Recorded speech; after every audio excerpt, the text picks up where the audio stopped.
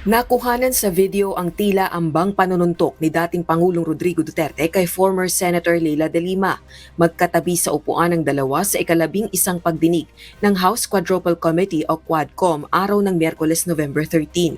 Nangyari ang insidente matapos igiit ng dating senadora na nagsisinungaling ang dating Pangulo nang sabihin nitong hindi siya nito kilala.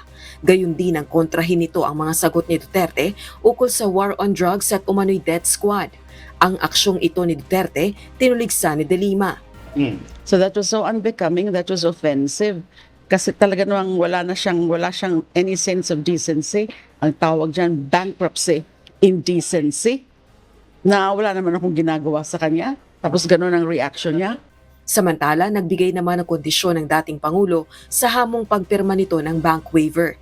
Ito ay matapos na igiit muli ni dating Senador Sonny Trillanes ang aligasyon nitong tumatanggap ng drug money ang pamilya Duterte.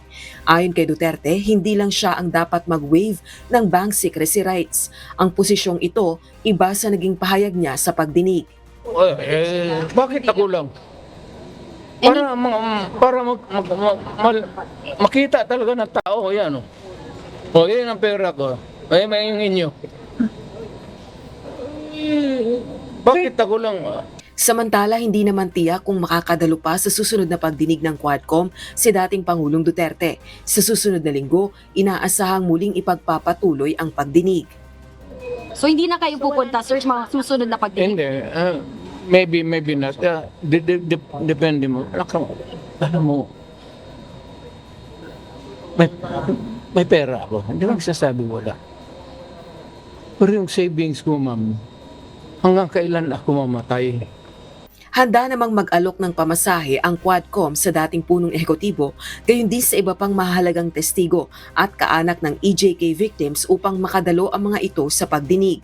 Matapos naman ang 12 oras na legislative inquiry, walang napatawan ng contempt at detention order.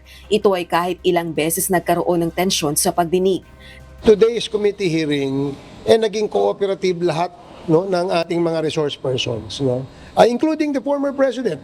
Nagpasalamat din ang overall chairperson ng 4 House panels sa ginawang pagpipigil ng dating punong ehekutibo na makapagmura habang isinasagawa ang hearing.